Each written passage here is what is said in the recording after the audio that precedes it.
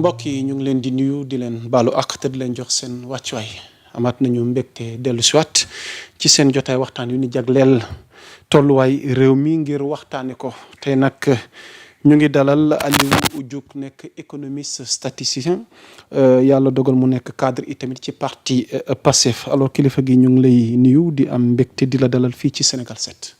bisimilah rahmaani rahim asalaamaaleykum mbokku Sénégal yëpp.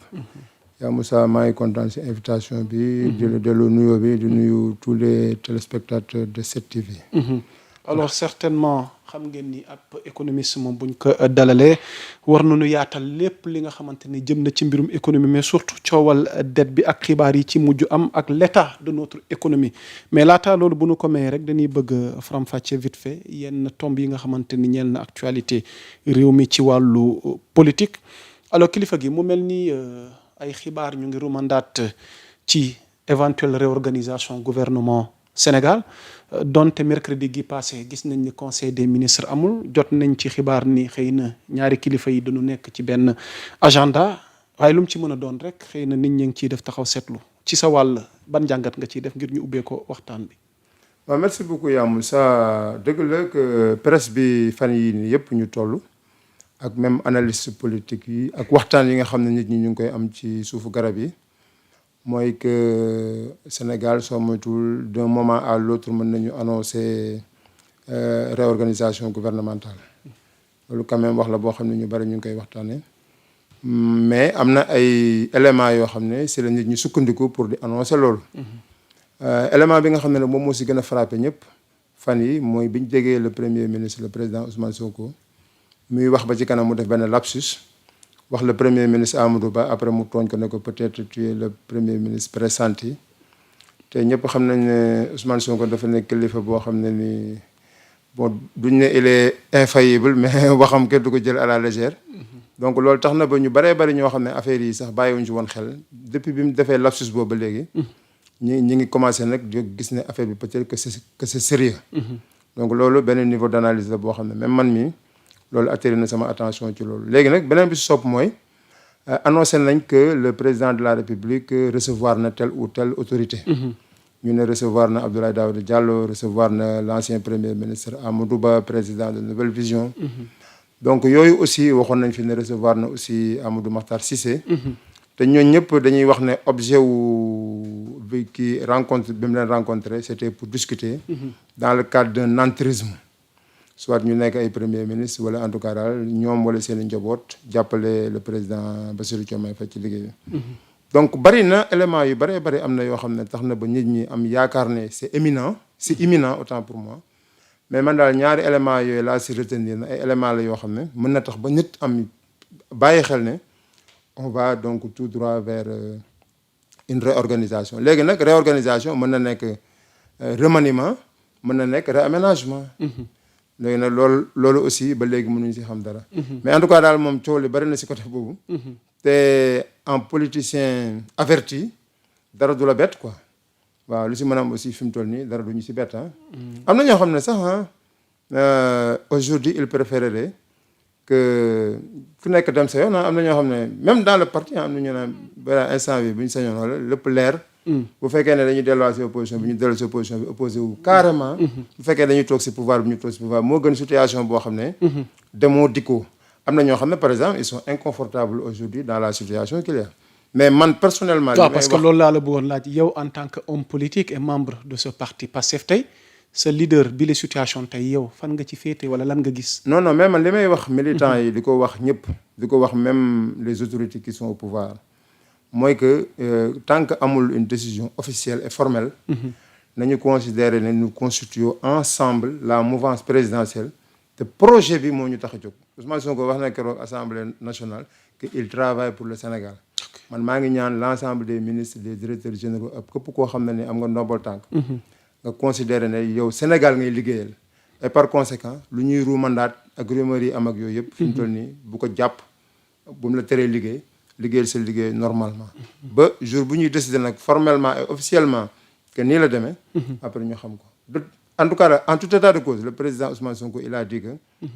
mën nañu def xam nga waxoon na ko une cohabitation douce di liggéey ensemble ku nekk am sa voie politique mais ñuy liggéey dans le cadre du développement du projet. comme aussi lu mën a xew rek ñu xam ne xew na. en tout cas Ousmane Sonko fi mu toll nii lu mën a xew tamit du ko bett. ñun aussi ñi nga xam ne ñun ñoo nekk si ginnaaw lu mën a am du ñu bett mais comme amagul une mesure officielle. nañu liggéey comme depuis le 24 mars engouement bu ñu amoon ak engagement bu ñu amoon. nañu continuer am engouement boobu ak engagement bi rek ba dara bees. de l'autre côté comme ni nga ko waxee le chef de l'État Bassirou Diomaye Diakhar Faye qui continue ses audiences ak kilifa yooyu nga tudd mais le cas Amadou Ba gën cee attirer attention askan wi adversaire démb ak lu ñu ko fi waxal yépp tey ñu ne jege na njiitum réew mi ba ñu ngi wax ni sax gise nañ toog nañ waxtaan nga jàngee ci lan.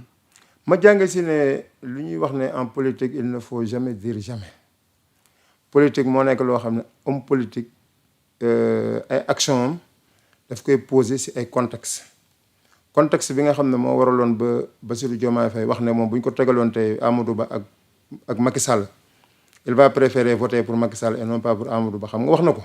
si biir bu ñuy préparer campagne bi. xam nga ki wax loolu tey boo leen xëyee suba teel mu recevoir Amadou Ba te si biir réception bi ñuy xalaat que c'est pour arrondir les angles harmoniser leur position moo lay won ne politique moom ça dépend si objectif u politicien bi bu fekkee ne objectif u politicien bi. ay affaire mandat ay affaire réélection ay affaire deuxième mandat affaire yooyu noonu da ko soxal. à chaque fois en fonction de luy renforcer camp mën na wax dara démb bu teyee mu def le contraire wala mu def démb dara bu teyee mu def le contraire. donc mën nañu analyser donc rencontre bi si côté boobu léegi nag beneen côté aussi mën nañu ko si analyser mooy que un président de la République il est le président de la République de tous les Sénégalais. Et par conséquent il peut recevoir qui il veut. parce que c'est le président de la République. mën na woo koo xam ne c'était un ennemi d'hier mën na woo koo xam ne c'est prisonnier la woon bañ génne ko ba jàpp ko mu woo ko. peut-être pour demander ko ay questions sur par exemple le bien-être des prisonniers dans les prisons et cetera et cetera donc man daal. d'un point de vue mooy le président il peut appeler qui il veut pour wax ak moom. mais le cas de Amadou Ba de Abdoulaye Daouda Diallo nit ñi dañuy yaakaar ne daal le président va renforcer son camp. moo tax muy woo ses adversaires d'hier. léegi nag dafa am loo xam ne ça risque de se dessiner mooy que képp ku président Diomaye woo ñu déduire c'est que finalement ñoo ñëpp ils ne sont pas des opposants à Diomaye mais plutôt des opposants à Ousmane Sonko. te loolu du non xam nga le pouvoir contrairement à Abdoulaye Tine qui dit que le pouvoir n'est pas le pouvoir de Pastef le pouvoir c'est le pouvoir de Pastef le président la bi mu demee ko King Fahd nee na moom Pastef la bokk le pouvoir c'est le pouvoir de Pastef.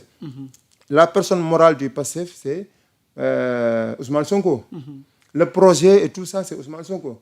donc tey ñi nga xam ne ni ce sont des opposants de Pastef.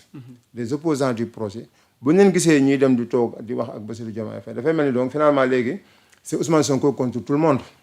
mais heureusement que ñun ñu ngi fii si wetu Ousmane Sonko ah même bu fekkee tout le monde contre Sonko dinañu fekk fii si wetam quoi. lui il est le guide de la révolution. et nous tous nous constituons les gardiens du guide. et si toutefois on va vers cette confrontation factuellement. waaw mais xam nga parce que lii dessiné wu yëpp aujourd'hui yow en tant que membre de Pastef récemment gis nañ nouvelle composition bi Ousmane Sonko recomposé waat na parti bi bien vrai que Diomaye moom retiré wu na ci yenn charge yi reste militant. mais gisuñu ko tey xëy na ci yenn kuréel yi wala yenn instance yi ça se comprend comme mu mel ni tey Ousmane a placé ses hommes de confiance mais de l'autre côté Diomaye tamit di wéyale yoonu boppam léegi confrontation googu ñu jëm. waaw mais gis nga man def naa chaque jour dañ koy gën di jege. waaw man def naa benn post bu ndaw ci Facebook. j'ai rappelé Sun Tzu. l'art de la guerre autour de l'art de la guerre. après ma bind ci suuf Sun Sonko. tu vois bien. alors donc rapprochement entre. c'est-à-dire Sun Tzu la stratégie de Sun Tzu ak. mais Sun Tzu il a dit. oui. connais-toi toi-même. et connais tes adversaires. tu vaincras sans bataille. loolu la Sun Tzu wax mais Ousmane Sonko dans sa tactique il semble nous dire connais-toi connais ton camp connais ton peuple connais tes adversaires tu combattras tout le temps. tes adversaires donc man li ma gëm mooy Ousmane Sonko boo ko seetaanee digganteem ak Macky Sall de 2021 à 2024 day mel ni sax ñii ñu ndaw lañ ci moom quoi c'est-à-dire loolu ku seetaan loolu ba pare ak nu mu mujjee. da ngay jàpp ne ñii nii li ñuy teg nii yëpp quel que soit leur objectif lu ndaw la par rapport ak Ousmane Sonko waxuma la par rapport ak l'équipe de Ousmane Sonko de par rapport à la seule personne de Sonko. lu ndaw la ci moom. et man j'espère en tant que mon leader qu'il est détenteur de la science, de la technique et de la tactique qu'il faut pour waxuma la contrecarrer mais pour ñii duñ ko sax séntu. Donc moi je vais reprendre aujourd'hui les propos de Khadim Bamba Diagne, le docteur Khadim Bamba Diagne, mon frère que je salue, qui avait dit que ñii Sonko da leen di foye. Je reprends les mêmes termes. Pour man fu ñu jëm nii ak luy mën a am. Sonko dina leen foyewaat. ak lu mën a am. dina leen foyewaat waaw. ak lu mën a am dina leen foyewaat non xam nga koo xam ne il est en avant. Il est en avant Ousmane Sonko yi gars yi nekk nii bi mu koy wax c'est des mois avant Ousmane Sonko bi muy dem élection des députés mu ne moom dong mooy dem du yóbbaale kenn. Personne n'avait compris mais tey ñëpp xam nañ ne déjà au lendemain de l'accession à la magistrature suprême ndekete gis nga Sonko mi ngi doon projeté wu si 2 ans après 3 ans après 4 ans après gis nga nag écart boobu mu am par rapport aux hommes politiques écart boobu day continuer rek labali fas taxul fasaraw fasa nga sa kanam waaw donc Sonko mi nga sa kanam gars yi li ñuy labal ne yëpp moom itam mi ngi labal donc écart bu mu leen rawee woon moom lay continuer di leen rawee ba léegi waaw. Alors pour tëj ak recomposition bi yow en tant que membre du parti tey à quelle fin?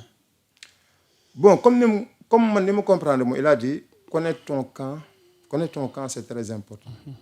Connaître tes adversaires mais connaître ton camp bi nag mooy. li tax ma wax ko ma dolli la ci boo ma xamee mooy depuis un certain temps ñu ngi rumandaat ay complot ci ndoddu Ousmane Sonko.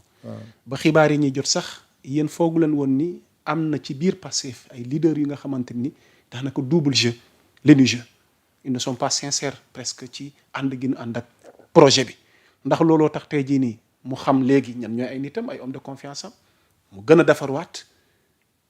Connais tes adversaires, connais ton camp. mais ba ci seen biir l'adversaire xam nga non l'adversaire ndax dafa am bukki sangoo dër bay seen biir parti. non il peut être externe il peut être interne. oui moo tax il dit connais ton camp mais connais tes adversaires. camp bi aussi xam nga les dernières nominations qui ont été faites bon lu ñu wax mooy c'est le bureau politique qui a proposé les nominations ñu entériné ko mais nomination yi ku nekk mën nga si def nag sa jàngat par exemple da ngay gis koo xam ne dañ ko jëlee poste bi yóbbu ko beneen poste lui-même mën na comprendre que dañ ko defal promotion alors que keneen mën na jàpp ne kii dañ koo sànq yooyu yëpp mën naa mais loolu xam nga la pour ñu bañ a épiloguer pour ñu bañ a def ay spéculation time will tell c'est-à-dire dans les prochains jours ak lu mën a xew dans les prochains jours par exemple Amadou Ba par exemple le ministre de la culture xam nga Amadou Ba fii nit ñi jëm nañ ko fi sax wax ay wax yoo xam ne ni di ko jéem a taxalee affaire ñu yeewu Ousmane Sonko wax ni kii ngeen di man kii laa gën a wóolu ñoo def ko secrétaire national à la communication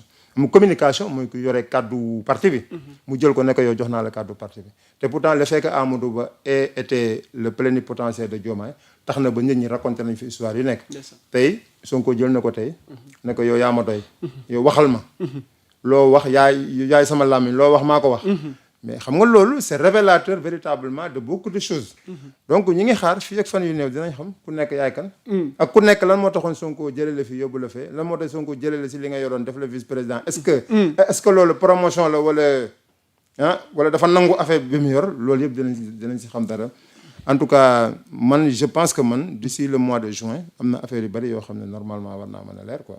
ok en tout cas lépp a ngi suñu kanam mbokk yéen ñi doog a dabe ci jotaay waxtaan wi ma leen di fàttali ñu ngi dalal Aliou Diouk di économiste di statisticien donc nekk cadre parti Pastef alors kilifa gi defe naa am na xibaar goo xamante ne tam bëgg nañ ñu def ci taxaw seetlu en tant que économiste parce que Sénégal yaakaar na lool ci gazam ak pétrole am et que tamit diggante démb ak tey moom premier ministre Ousmane Sonko mu daal di annoncé benn conclusion d'accord majeur portant sur le bloc gazier Yaakaar Teranga ñii naan yaakaar retiré wu parce que loolu annoncé woon nañ ko bu yàgg ndax diggante mook Sénégal ci wàllu koppar la ñu war a déggoo amu ca am ñu ne noonu Ousmane Sonko da cee joué jéego gu am solo ndax it la mu bind ci page am mën nañ ci jàng ni hier 22 avril 2026 restera une date historique pour notre pays. Nous avons obtenu et signé sans aucune contrepartie financière pour le Sénégal l'accord de retrait conjoint de Cosmos et de Petrosen de la licence portant sur le bloc gazier de Kayar dénommé Yaakaar Teranga, une victoire majeure moom Ousmane Sonko daal koy wax mais polémique bi di dox di wéy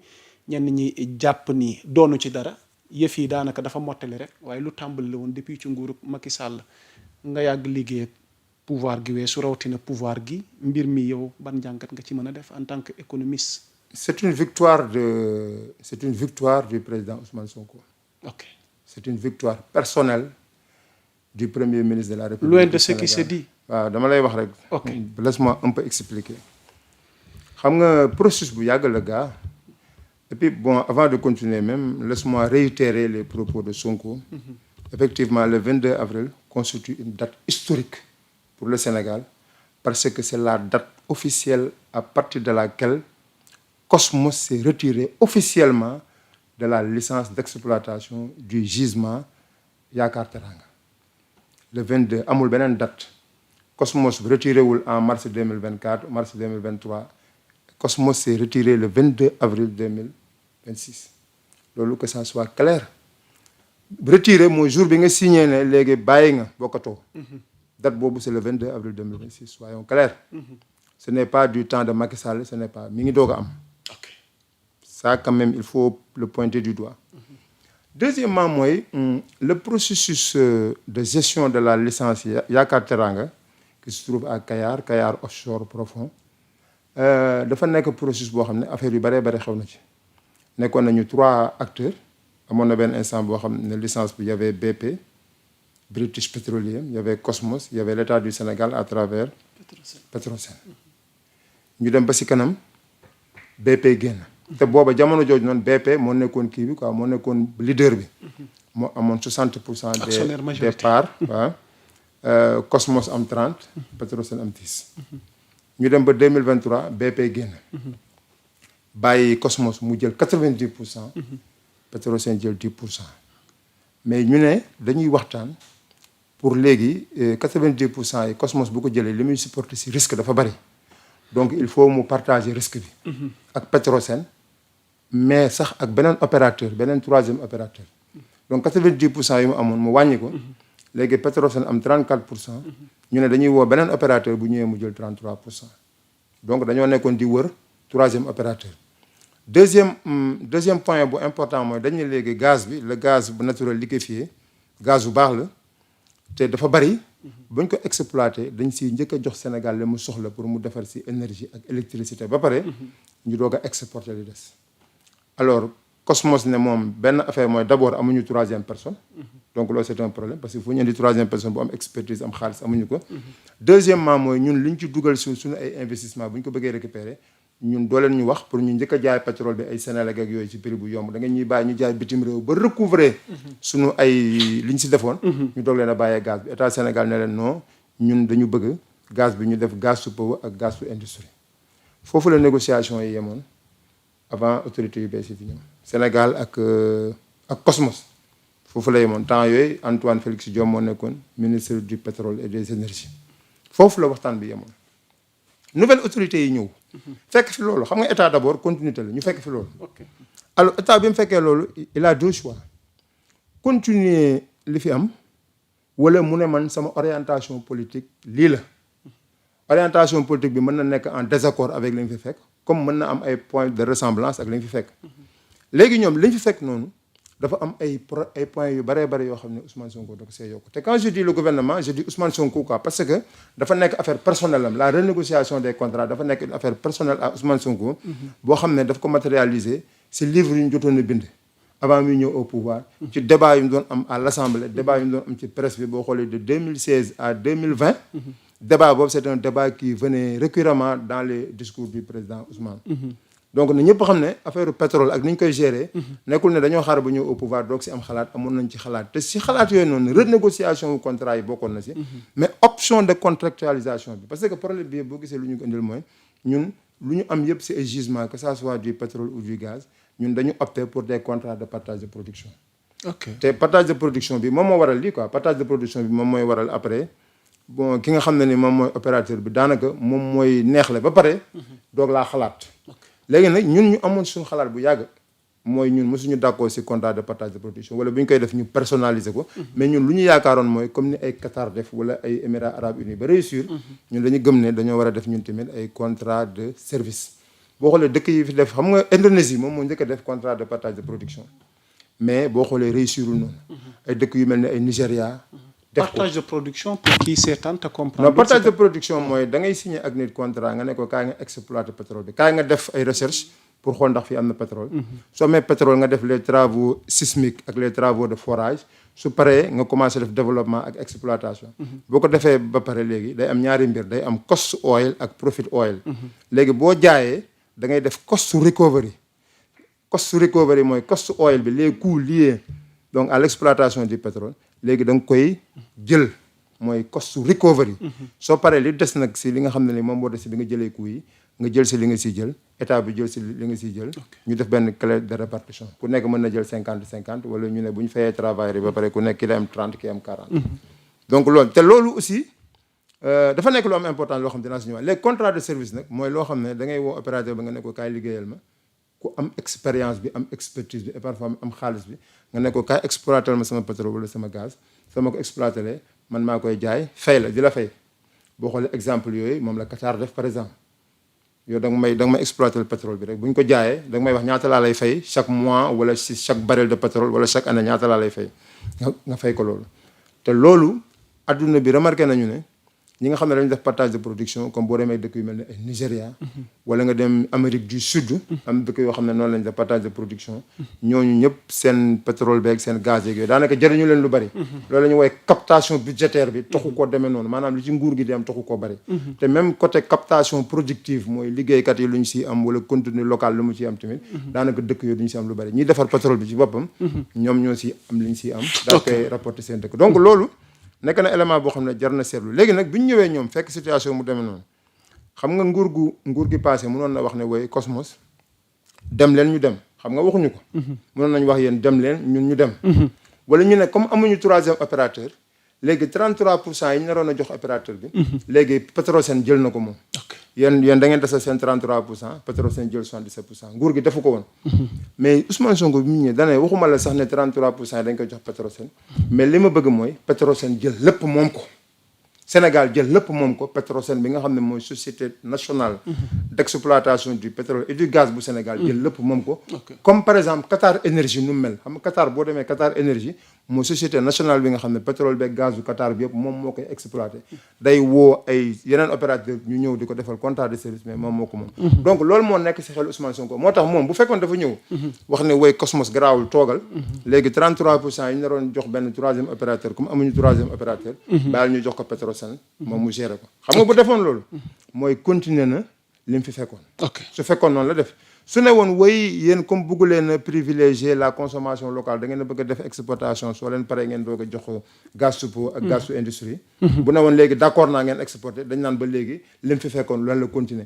mais dane moom gaz bi moom la yaakaar pour def la transformation systémique de l'économie sénégalaise. parce que am na ay études yu wane ne boo jëlee gaz bi nga def ci énergie ak électricité tarification énergie bi ak électricité bi soo ko wàññee de 30%. boo jëlee li ñuy woowee les modèles input output. mën na yokk taux de croissance bi chaque année. mën na ko yokk de 5%. xam nga loolu donc boo gisee. mooy que tey bu ñu démonté ba nga xam ne prix courant que ça soit pour les ménages et pour les industries wàññi nañ ko ba mu nekk par exemple ay 30% ba nga xam ne kilowatt bi Sénégal dañ koy jëndee. ay moins de 50%. loolu dina yokk investissement direct étranger de 100%, dina multiplier investissement direct étranger bi de 100%, mu dina ko multiplier par 2. te dina tax ba suñ taux de croissance fi mu toll nii nga xam ne dafa nekk taux de croissance boo xam ne FMI mi ngi naan 2,2% la Sénégal ne 5% la taux de croissance dina mën a àgg 2 chiffres. donc léegi xalaat boobu ak yéene boobu ci Sénégal. moo tax Ousmane Sonko bi mu ñëwee mu def ko engagement politique.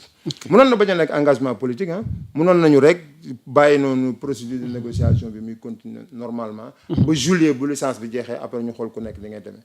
mais lii la si Ousmane Sonko yokk mu nekk aspect yoo xam ne moo gën a important. donc voilà ce qui s'est passé. économiquement parlant tey li ñu mën a am wala fi ñu toll nii tey. waaw léegi nag économiquement parlant parce que askan wi tamit bëgg nañ xam réellement tey. waaw xam nga le secteur des hydrocarbures au Sénégal. xam nga d'abord secteur hydrocarbures dafa am ñaari dimension dafa am captation budgétaire ak captation productive. captation budgétaire mooy. li si état bi di am dugal si budget tey boo xoolee Sénégal li ñu am yëpp mu nekk Sangomar mu nekk GTA mu nekk Yaakaar Teranga mu nekk li ñu am yëpp si ay ressources mi ngi toll tey li ñu si am dugal si budget bi mi ngi toll ci 75 milliards de francs CFA 75 milliards laa la si milliards centaines ak milliers de milliards yooyu ñuy produire yëpp gouvernement Sénégal 75 milliards. alors loolu la mën a nekk. waaw xam nga donc waaw très bien loolu laa la xam nga donc ñun. amuñu si dara xam nga amuñu si dara donc. waaw te 75 milliards yooyu dañuy jël 70 milliards yi ñu def ko si budget général bi li des ñu jox ko fonds 6 li des ñu def ko si fonds intergénérationnel 10 milliards boo xam ne loolu du dara donc captation budgétaire c'est presque nul. mu des lu ñuy woy la captation productive mooy xam nga boo nguur gi lim ci am dëgg la mais ñiy liggéey ci affaire pétrole beeg gaz bi xam nga dañ cee war a gis seen bopp. boo xoolee salaire annuel bi nga xam ne ni moom la pétrole beeg gaz bi ak mine yeeg carrière yeeg yooyu di indi Sénégal mi ngi toll si 38,5 milliards. mais 38,5 milliards yooyu ñi siy liggéey di ci am ay salaire te nekk ay sénégalais. lañ siy gagné matul 10 milliards. donc 28 milliards yëpp ay étrangers ñoom ñoo koy gagné. boo jëlee leneen lu ñuy woy le contenu local mooy que entreprise yooyu installé wu Sénégal yëpp nga xam ne ñoom ñooy exploiter hydrocarbure bi de manière générale. lépp lu ñu soxla ab entreprise Sénégal moo leen ko war a jaay. ok bu ñu soxlaa ndox mu ñuy naan ñiy defar ndoxu Sénégal ñoo leen war a jaay bu ñu soxlaa ay chaussures de sécurité ay sénégalais ñoo ko war a defar jaay leen ko ah. ceeb bu ñuy lekk sax ay sénégalais ñoo ko war a jaay loolu mooy contenu local. mais yàlla def na ba fi mu toll nii ñooñu daanaka gañewuñu dara boo demee si entreprise yi nga xam ne ni ñoom ñooy extraire produits matières premières yi au Sénégal que ça soit l'or wala le pétrole et le gaz. ndox mi ñuy naan sax boo xoolee ab marque australienne lay nekk wala marque anglaise wala marque française donc loolu nag bu fekkoon ne Sénégal mi ngi gagné si contenu local. mooy que entreprise sénégalaise yi dañuy gis seen bopp ci affaire pétrole bi. liggéeykat yi bu doon 38,5 milliards yi ñuy gagné par année daan ay sénégalais rek lañ koy fay wala en tout cas lu si gën a bari ay sénégalais lañ koy fay kon dañuy gis suñu bopp ci affaire bi mais malheureusement non seulement nguur gi amuñ ci dara. sénégalais yi war a liggéey amuñ ci dara entreprise sénégalais yi war a am ci contenu local bi amuñ ci dara léegi nag yooyu dafa nekkoon ay préoccupations yoo xam ne ay préoccupations Ousmane Sonko la woon da cee wax na ci wax ba sonn pour wane ne ñun pétrole bi kenn amu ci xam nga nguur sax mën na ci bañ a am dara nguur mën na ci bañ a am dara ñu ne garaawul parce que nguur gi moom dafa bëgg Sénégal développé mais liggéeykat am na lu ñuy woowee classe moyenne mooy ñoo xam ne maanaam dañoo jàng yenn jàng yu sori yi xam mbirum pétrole Sénégal mais ñooñu waroon nañ leen mën a jël massivement ci contrat pétrolier ak gazier bu ñu liggéey yeneen xale yi nga xam ne ay genre manœuvre la ñoo yooyu noonu nga xam ñooy dawal engin yeeg yooyu ci biir forage yi ñooñu ñëpp xam nga waroon nañoo mën a liggéey ci affaire hydrocarbures yi mais fii ñuy waxee nii la captation budgétaire du Sénégal est de l'ordre de 70 wala 75 milliards par année la captation productive elle est presque inexistante à part moins de 10 milliards bu ñuy fay par année sur l'ensemble de hydrocarbures mines carrières lépp soo ko boolee matul 10 milliards par année lu ñuy fay sénégalais.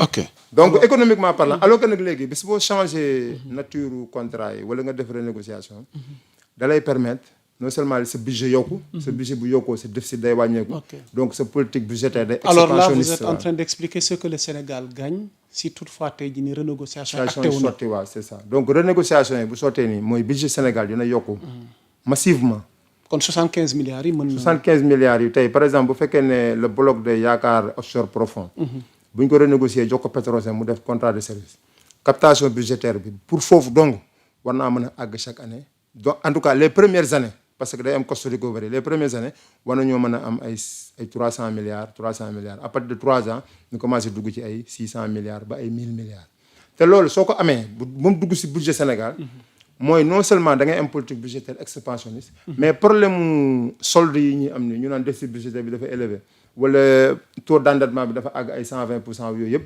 di nga am maintenant léegi xaalis boo xam ne di nga ko mën a utiliser pour amortir si bor yi pour mën a def ay investissement sur ressources propres mais aussi tout ce qui est fonctionnement da nga koy gën a mën a ñoŋal ma jox la benn exemple dëkk bu mel ni par exemple Guinée équatoriale bon c'est vrai que boo demee ci dëkk bi y a une bonne partie qui est pauvre ak y a ceux qui sont dans l'administration yoo xam ne ñu ngi gis seen bopp ci dëkk bi mais foofu captation bi surtout captation budgétaire bi dafa importante ba nga xam ne mais Guinée équatoriale boo demoon foofu par exemple nga xool oto yi fay daw daanaka doo gis oto de plus de 5 ans muy daw même les transports communs tout ça tout est neuf et joli ñun nag bëgg nañ Sénégal mais dëkk bu mel noonu bu ko defee le Ousmane Sonko waxoon daal di am nga xam ne Sénégal ñëpp ñooy bëgg di daw di ñëw fii mais benn Sénégalais du génn ci Sénégal donc amatina solo mu nekkoon point boo xamante ni xam naa waxtu weenu mais lu ñu gën cee yaatal waaye xam naa l'essentiel a été dit alors kilifa gi un point laataa ñuy ñëw nag ci point économie bi ndax mooy doon deuxième partie bi war a tëj waxtaan wi vous avez été diplomate nga nekk ku yàgg tukki rawatina Nations Unies wala Banque mondiale nga yàgg jëflanteeg ñoom tey doomu Sénégal gi ñuy wax Macky Sall ci moom laa bëgg ñëw ak candidature am gi ak audition bi nga xamante ne def na ko récemment ku ci nekk ak gis-gis gën ca am tey ma bëgg la laaj sa taxaw seetlu sur le cas Macky ci li muy yóotu foofu ca Nations Unies ban taxaw seetlu lañ ci def ak naka nga gisee prestation bi nga xamante ne def na ko keroog ci audition. d'abord ci prestation bi wax dëgg Macky Sall avant muy génn Sénégal Macky Sall il était buy wax niveau de maturité bi mu amoon dafa jéggi woon dayoo Macky Sall dafa demoon ba ŋànk nguur xam ko suy wax. da ngay xam ni kii dafa xam li muy wax. Macky Sall avant muy jógee Sénégal noonu la woon même bi mu jógee nii Sénégal ba dem toog Maroc yenn saa yi mu def ay sorties sur les questions relatives au développement durable mais boo xoolee ni muy défendre Afrique sur les émissions des gaz à effet de serre day wax avec maîtrise. man côté boobu vraiment remarqué woon naa ko ma ne vraiment notre président la dëgg la daf na fay njaaxum yu bëri mais il est en train de briller en tout cas sur les questions relatives au développement durable. Macky Sall défendre na benn point boo xam ne man d'accord naa ci ak moom mooy dañuy wax depuis accord de Paris ak COP yi di am nii. ñu ne yéen pays africains yi da ngeen di commencer ngeen diminuer seen émission de gaz à effet de serre. ñu wax dëkk bu nekk da ngay defar benn document bu tudd la contribution déterminée au niveau national. pour nga wax chaque année ñaata ngay wàññi sa émission de gaz à effet de serre. Macky Sall taxaw na leen bu leen ñu dugal ci loolu ñun développé guñu polluer guñu ba ngeen ñuy wax ñu wàññi.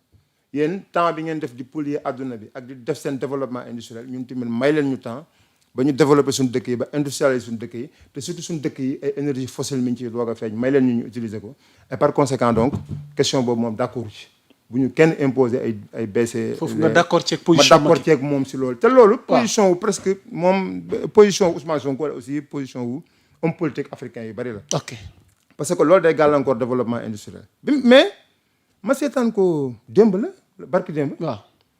man seetaan le président Macky Sall muy tergiversé comme par exemple benn élève non benn par exemple je dis par exemple man nekkoon naa jàngalekat nga xam ne par exemple da ngay jàngal benn matière boo xam ne oral la ki ñëw taxaw bu taxawee commencé par exemple man yor naa ay matières yoo xam ne bu ma ko doon jàngale oral la damay dugal nii ay feuilles étudiant bi day ñëw tànn feuille nii dem préparer ko après ñëw présenté ma ko gis nga bu ñëwee bu commencé rek damay am kii ñaar laa koy may démb Macky Sall bu mu commencé rek démb rek. ñaar nga ko bëgg da ngay xam ne kii nii ay entre sur 20 non zéro ngay def yokku ci dara c'est-à-dire ay 6. peut-être ay 5 affaires. Aliou Diouf Macky Sall xanaa nag bi ma ne sax il a eu la moyenne. non amul moyenne. xoolal amul moyenne d'abord manque de maîtrise de certaines questions ñu remarqué ko parce que xam nga aussi gis nga les questions internationales. waaw en tant que surtout ancien président. boo ciy wax da nga ci war a wax ak assurance ak niveau de maîtrise mais warul am ay imprécision te Macky Sall démb bon xam naa temps bi du ñu may mais man décelé naa imprécision yi bëree bëri yoo xam ne ñu toog foofu nga xam ne ay connaisseurs lañ. dañ koy déglu wax ne mais xoolal li muy répondre c'est pas ça la bonne réponse xam nga par exemple noonu quoi ñu ne la non c'est pas ça la bonne réponse c'est pas ça ba nga xam ne boo totalee les bonnes réponses sur l'ensemble des réponses ay 35% lay nekk donc loolu. vraiment mu nekk loo xam ne man vraiment daf ma non xam nga peut-être am na ñoo xam ne bu ñu koy seetaan dañuy xool rek prestation bi la ñuy xool muy wax. non ñoom bi ñu defee micro trottoir def li nga xamante ni sondage la ci askan wi ñu bëri ñu ànd ak moom ñàkk ànd ak moom. mais non quand même mais là tu parles à un connaisseur tu parles à un connaisseur quoi man jàngale naa donc xam naa oral. man nekk naa ci ay structures yoo xam ne nii bokk naa si ñu doon def ay oral nekk naa si ay structures yoo xam ne bokk naa si ay comité de recrutement. non parce que xam sa expérience. lu mel ni New York Banque mondiale. donc mi ngi noonu Nations Unies moo tax ma la ci interpellé. donc mi ngi noonu. non man mosuma nekk Nations Unies quoi. Banque mondiale laa nekkoon mais xam nga Banque mondiale soo fa nekkee. boo jógee fii Sénégal di dem Washington pour liggéey foofu. da ngay nekk statut diplomate donc tu vas aux États-Unis avec un J4 mooy statut boobu ngay yóbbu. boo demee Washington ba topp lu ñoom ñoo lay wutal passeport bleu c'est les Nations Unies qui donnent ça léegi nag ci biir fu ñu la joxe ay passeport bleu yooyu et puis comme tu as un statut de diplomate dañ lay defal ay formation pour nga xam lan mooy l'ambiguïté volontaire nan la ñuy waxee en diplomatie et cetera donc yooyu yëpp def ay formation paramilitaire man def naa formation paramilitaire maa ngi ko defee Virginie du Nord laa ko defee di tirer ay Kalachnikov ak di dugg yooyu yëpp xam naa ko ah. alors là je découvre beneen facette. waaw donc mi ngi noonu non mais loolu c'est dans le cadre du travail. mais man li ma jaaxal dans tout ça nga ne Macky Sall da nga koy jox 0,1. non Macky Sall par exemple sur 100 questions. wala li ngeen bokkul camp politique la wala li nga d'accord. non du loolu yow Macky Sall man sama grand la Macky Sall gars dañoo xam la. Macky sama grand la Macky man ak moom suñu diggante ça ne date pas d'aujourd'hui.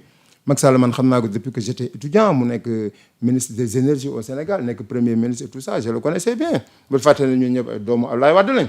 xam naa ko bu baax a baax mais Macky Sall avant Macky Sall da nga ko doon déglu par exemple Macky Sall en 2012 bi mu doog a nekk président tu l'écoutes il fait du coq à l'âne des fois muy wax di jaxase pertinence bi day des mais avant muy jóge ci pouvoir bi mais vraiment il avait gagné c'était bonifié c'était carrément ñu bonifié. bëri jàpp nañ ne tey la ko gën a gagné. Non, non, ak non, statut non, gi non, moom. non, non, non. En tout cas, sur les questions relatives au Sénégal, peut-être que wax na fa ay wax yoo xam ne sax te man d'accord ma ci si mi wax noonu. Mais globalement, xam nga on lui a posé des questions sur les crises internationales, sur le développement durable, sur le genre et tout ça.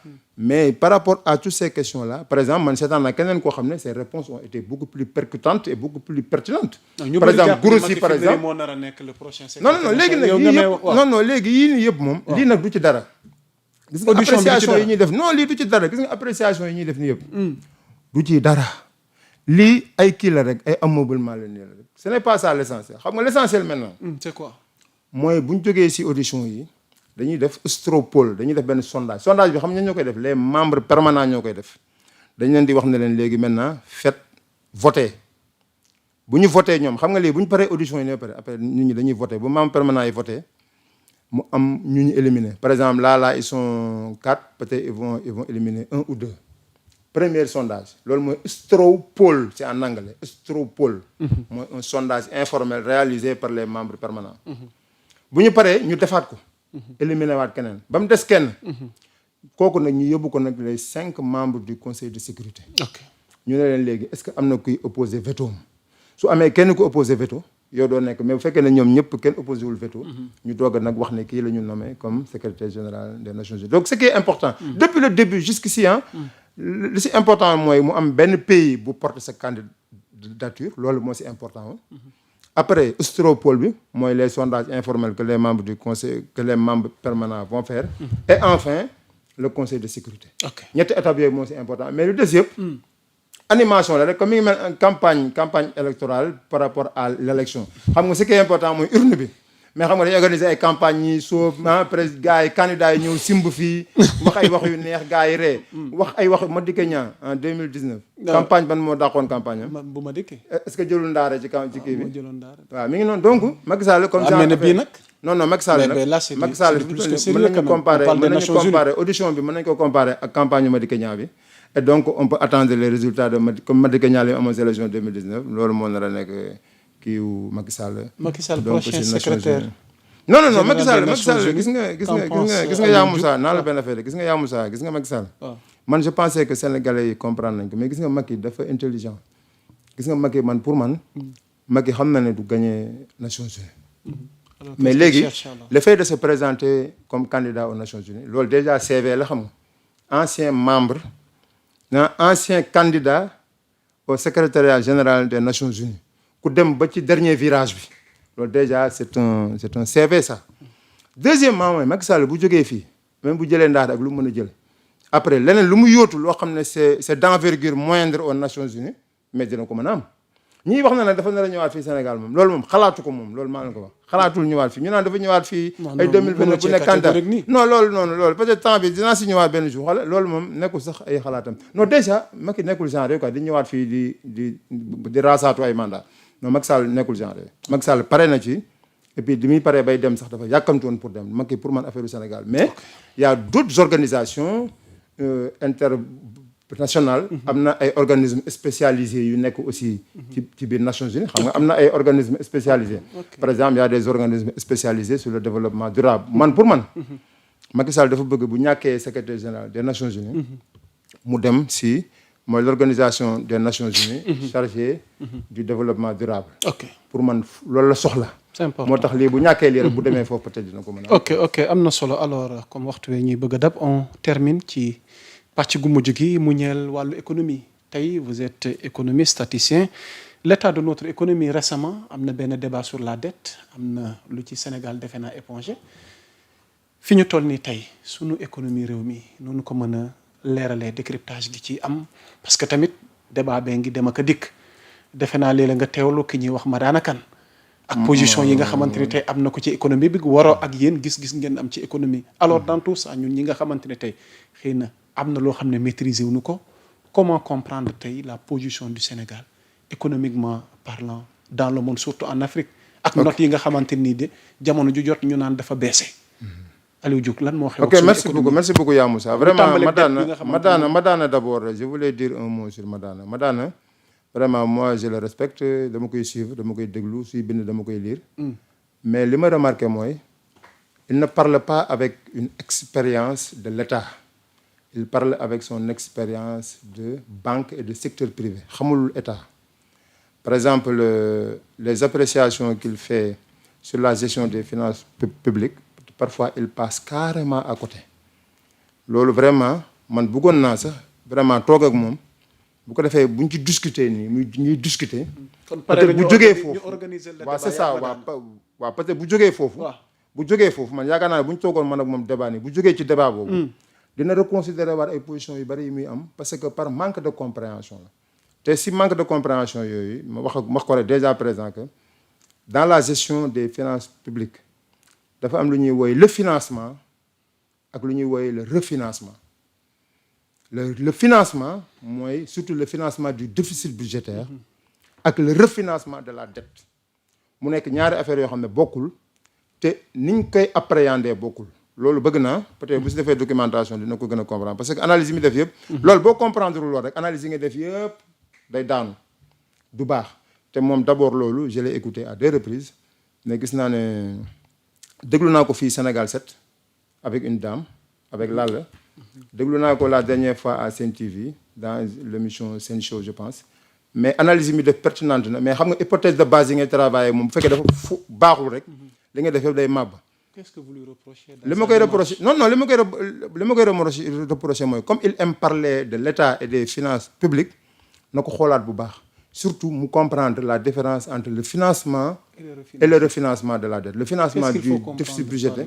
Entre financement et refinancement. Non, comprendre que le financement mooy loo xam ne dañ koy leb pour le financement des projets d'investissement loolu mooy financement.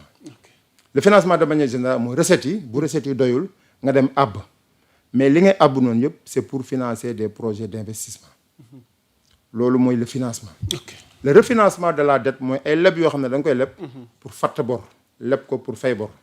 donc gis nga ñaar yi donc nañ koy analyser bokkul ah. loolu boo ko xamul rek li ngay expliquer yëpp du baax ah.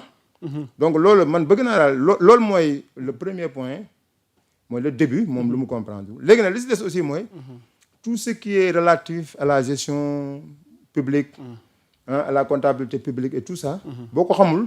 boo xamul par exemple nu ñu tëggee la loi organique relative à la loi des finances boo xamul lan la ñu consigné sur le décret 2014-1472 boo xamul lan moo nekk ci décret 2020-978 donc yooyu yëpp dafa nekk ay soubassement yoo xam ne boo ko xamul ba pare di wax ci affaire de finance publique da ngay wax ni xel mu rafet rek mais li ngay wax du bokk exactement ak li am donc loolu moo nekkoon la première chose la deuxième chose nag mooy par rapport ak ay dettes ak yooyu ñuy wax bari na sax lu ñu ci mën a wax tout ça mais dama ci bëggoon a jukki benn point boo xam ne c'est en relation avec le FMI.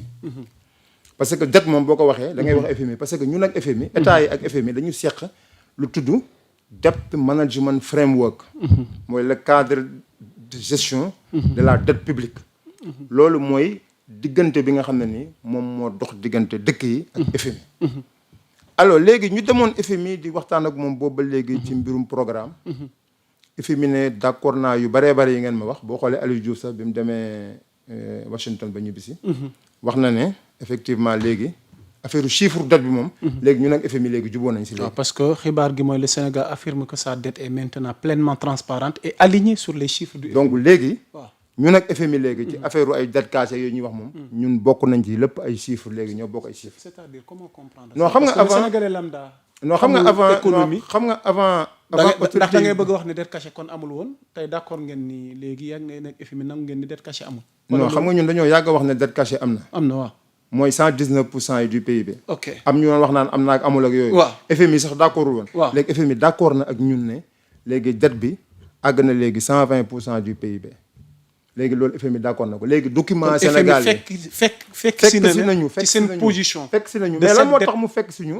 mooy dañoo wax ne soo leen bëggee ma comprendre li ngeen def da ngeen koy defee comme man ni ma ko xamee. ñu fekk ko si moom ni mu ko xamee. ñu expliquer ko noonu ba mu ne kon léegi d'accord naa kon léegi moom bu fi kenn waxati ne dette cachée amul léegi dette cachée bi am na léegi dugal nañ ko léegi ñun suñu document boo demee FMI suñu document yi nekk foofu. bu ñu waxee quel est le niveau de la dette du Sénégal dañuy wax 120% du PIB. alors que avant dañ doon wax ay 75%. léegi d'accord nañ léegi 120%. donc loolu am na. léegi nag beneen mbir bi mooy si cadrage macroéconomique bi.